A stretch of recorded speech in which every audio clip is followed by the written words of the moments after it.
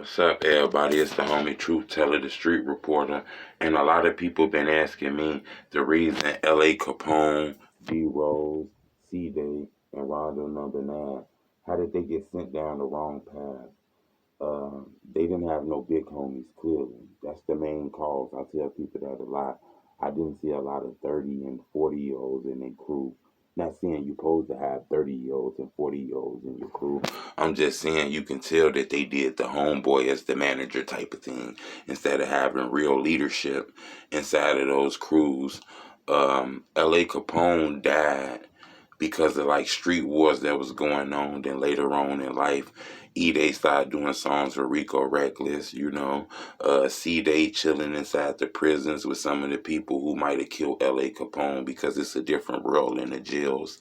So it's like a lot of these young people threw their lives away for shit that was fake. The streets is a myth, and I think that's the sad part about that shit.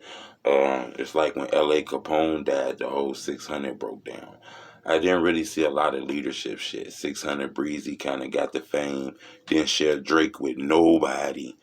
Chief Keef didn't come back and do any songs with 600 artists to help them build up their plateau and build up their platform so they can get their family out the hood.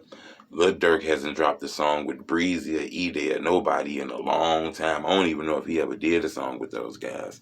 So those guys were just following along with Durk and Keith, but nobody was helping them. They end up getting themselves hot for no reason. In my opinion, I hear a lot about guys like Stello, Lil Boo,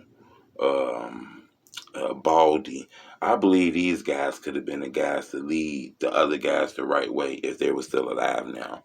I see that they were real wild as hell too. That's probably one of the reasons they end up losing their lives. But I believe the way they speak about Stello and Lil Boo, maybe that would have been the big homie. You know what I'm saying? And I believe they probably would have stirred them a little bit better if they were still alive. That's just my opinion. They probably could have been on some crazy shit too, but just my opinion. These guys didn't have the right type of guidance around them for some strange reason. And that's my answer to a lot of these questions that people ask me because I studied the videos.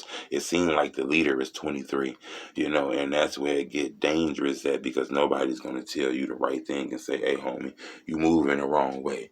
You get what I'm saying? So that's my opinion. I believe D-Rose, Cdai, Rondo, LACaponone, I believe they all were steered the wrong way because of who they looked up to.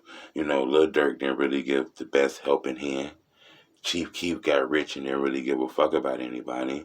These guys were left in the hood to fend for their own and try to get famous like Keef and them, and they took the wrong route, if you ask me.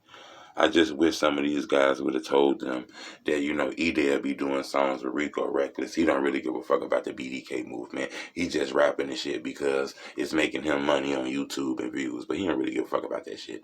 He see the ops all the time, He was just laughing and writing shit on Hits page. That's the dude who did that bullshit to Lil Reese.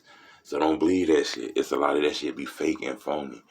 600 Breezy got rich, got famous, and started dissing the ops for a while. Then his buzz went down. Now he back dissing the ops to get his buzz back.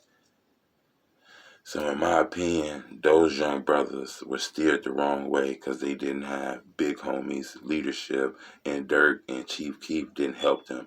And don't get me wrong, because it's not Lil Durk and Chief Keef's job to get y'all rich. But I'm just saying, in my opinion, he didn't really lend a helping hand.